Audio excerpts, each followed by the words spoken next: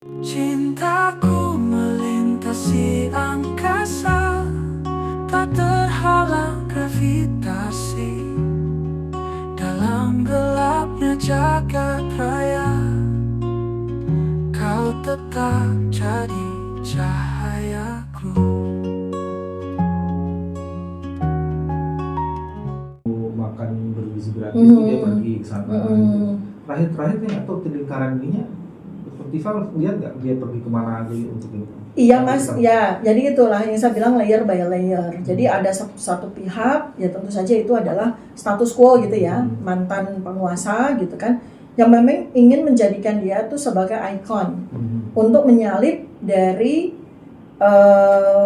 powernya presiden. Dalam hal ini Presiden Prabowo kan gitu. Memang ini ada satu kelompok yang memang menginginkan Gibran ini nanti dalam waktu dekat, nggak usah nunggu 2029, akan menggantikan posisi Presiden Prabowo kan gitu. Dan itu kan kita juga sudah mendengar itu kan, ada banyak witnessnya kan gitu. Nah, dia dipompa sedemikian rupa di dalam waktu yang singkat ini, 7 bulan ini, di dalam 3 bulan pertama itu kan dia tuh dipompa sedemikian rupa sehingga spotlight semuanya itu ke dia kan. Padahal misalnya program makan bergizi gratis itu kan programnya presiden, ya kan? Tapi dia ngambil spotlight itu, sehingga dia sibuk untuk berkunjung ke SD sini, sibuk untuk melihat. Begitu itu bermasalah dia nggak perlu lagi ngunjungin. Ya, nah jadi tidak berhasil ternyata kan. Itu bukan dia berhenti bukan karena ada masalah, bukan, tapi timnya melihat bahwa ini nggak berhasil nih. Nah, makanya timnya berpikir apalagi yang bisa dilakukan sama anak ini ya supaya spotlight terus ke dia gitu. Tapi ya karena memang kembali lagi itu soal modal awal. Kalau modal awal itu memang tidak qualified, itu mau dipoles, mau dibungkus seperti apapun juga nggak akan berhasil gitu. Tifa, apa sih indikator yang bisa mengonfirmasi bahwa, karena kan supaya tidak insinuasi ya, supaya bahwa Pak Wapres ini punya kepentingan untuk segera mengganti posisi presnya, itu apa sih indikator yang bisa kelihatan? Iya, kita menggunakan beberapa evidence yang muncul di media ya. Yang saya pakai sebagai patokan adalah apa yang disampaikan oleh Ibu Koni Rahakunini waktu itu. Kan saya pakai sebagai patokan. Itu kan beliau menyampaikan beberapa bulan atau 1 tahun sebelum Pilpres ya, bahwa ada sebuah tim, sebuah kelompok yang bertemu di waktu itu Singapura, kemudian diklarifikasi di Malaysia ternyata, yang memang sudah merencanakan bahwa Presiden Prabowo itu hanya sampai 2027.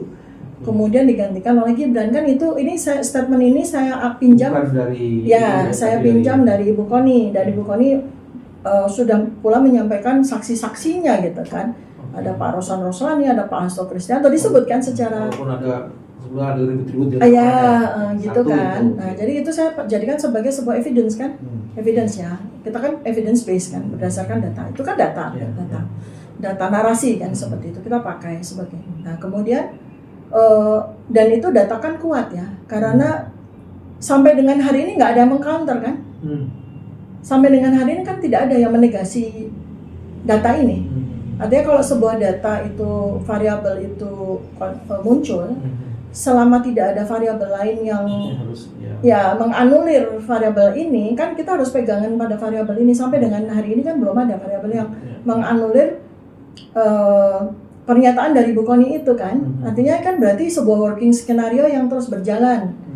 Saya sebagai rakyat, sebagai orang yang sudah merasa punya presiden, ya khawatir dong. Apalagi ini ada evidence lain kan. Dari sisi saya sebagai dokter ya, saya kan berkali-kali dari dulu tuh selalu mengingatkan, bahkan sampai bahasa yang kurang baik sekalipun, maksudnya bahasa yang sampai vulgar gitu, bahwa Presiden Prabowo di mata saya sebagai seorang dokter. Saya dokter yang menekuni bidang nutrisi, menekuni bidang healthy lifestyle, itu kan saya sangat khawatir. Satu tuh dengan, terus terang nih, dengan obesitasnya beliau, kemudian ada indikasi-indikasi. Nah ya, kan ini presiden nih. Presiden beliau obesitas, kemudian ada jejak post stroke ya, ada squale yang kelihatan kan dari itu kan membuat saya menjadi sangat khawatir ketika ada seorang Ibu Koni yang mengatakan bahwa Presiden Prabowo ini akan dihentikan di tahun 2027. Alasannya apa ya? Pasti alasan kesehatan kan gitu. Makanya saya sangat konsisten mengingatkan gitu kepada beliau melalui sosial media saya. Pak Prabowo harus jaga kesehatan, harus dikecilin badannya, kan selalu begitu tuh saya. Bukan Mengkritisi. badannya, perutnya maksudnya, kalau badannya dikasih.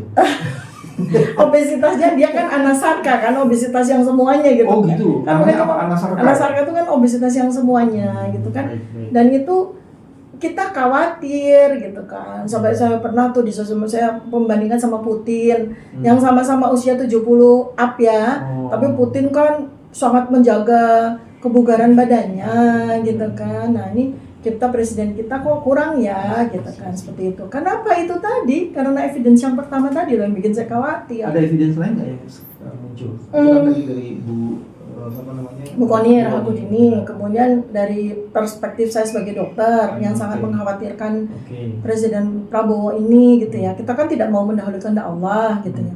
Nah, yang terakhir kan dari Pak mantan Kepala BIN, ya, Pak Letnan Jenderal Sutioso sendiri kan kemarin waktu ada Apa pernyataan beliau itu ya kurang lebih seperti saya kan. Kita kan nggak mau mendahului kehendak Allah ya gitu ya. Tapi kan kita khawatir sekali dengan kesehatannya Pak Prabowo nih gitu kan. Beliau mengatakan Mas yang Jenderal ngomongnya gimana? nanti dicek ya. Oke, baik, Nanti baik. dicek. Ada. Tolong beliau- dimasukin ya, boleh ya. Pak Sutioso tuh mengkhawatirkan hal yang sama dengan saya. Padahal beliau kan jauh lebih tua daripada Pak Prabowo, tapi beliau khawatir gitu kan. Apalagi setelah beliau menjadi evidence yang ketiga ya. Dalam kurun waktu 150 hari itu beliau 2 kali sakit loh. 2 kali sakit. Yang pertama itu bahkan sampai diumumkan oleh Perdana Menteri Malaysia sendiri, Pak Datuk Anwar Ibrahim, karena Presiden Prabowo membatalkan kunjungan ke Malaysia waktu itu, pertemuan dengan Datuk Anwar karena demam, karena sakit. Nah, deg-degan dong kita baru punya presiden 3 bulan udah sakit begini kan. Saya sebagai dokter kan deg-degan gitu. Terus ada satu lagi yang beliau juga waktu itu juga kurang enak badan atau sakit itu. Kan kita ngeri gitu loh, karena itu kayak harusnya itu haram ya. Karena sepanjang yang kita tahu, kondisi kesehatan ini juga menjadi catatan buat tim kepresidenan ya. Jadi jangan yakin deh waktu Joe Biden yang usianya udah di atas 80 ya menjadi presiden pasti sakit berkali-kali. Tapi kan kita nggak, warga Amerika nggak pernah tahu kapan Presiden Biden sakit.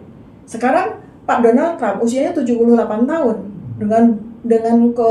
dengan kondisi beliau nggak mungkin nggak sakit kan. Tapi kan kita nggak pernah dengar, ya kan? Maksud saya adalah tolong dijaga, jangan sampai ada sebuah fakta dari sisi evidence yang kemudian disampaikan bahwa kita deg-degan gitu loh.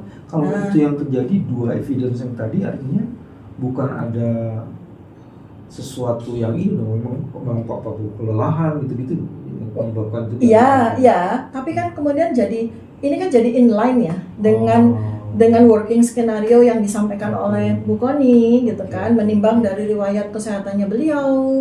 Kemudian beliau nanti akan memegang sebuah tugas yang luar biasa sebagai seorang presiden. Bisa diprediksi kan, pasti yang akan jatuh kalau nggak dijagain banget adalah kesehatannya. Nah, gitu. Penyakit, saya susah namanya, psikopatologi itu menurun nggak sih? bisa genetik trait. Bisa genetik trait. Jadi schizophrenia itu adalah penyakit jiwa yang paling berat ya. Yang kayak udah nggak bisa disembuhkan, itu kan menurun secara genetik. Ya? Jadi kalau penyakit orang tuanya jiwa seperti itu, anaknya bisa seperti itu. Iya, ada trait genetik juga seperti itu. Iya, jadi gen trait ya. Jadi informasi tentang penyakit jiwa itu ada di dalam gen. Masalahnya manifest atau tidak menjadi sebuah appearance, perilaku dan sebagainya, itu kan tergantung bagaimana lingkungan itu men-treat. Tapi kalau lingkungannya ternyata juga patologi, lingkungan patologi itu di mana orang tuanya memberikan contoh patologi kepada anaknya, ya pasti manifest.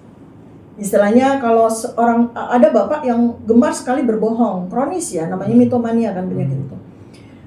Anak itu kan melihat itu sebagai sebuah contoh kan, setiap hari lagi gitu. Sehingga anak itu akan menerima itu sebagai sebuah value dan kemudian akan men-trigger gene trait-nya itu untuk manifest kan. Nah, ketika manifest gene-nya, ya dia mau harus di-trigger apapun, dia akan terus melakukan sebuah perilaku psikopatologik itu tanpa dia sadari gitu. Gitu ya? Iya. Dan cara melihat itu apalagi indikatornya yang bisa kelihatan?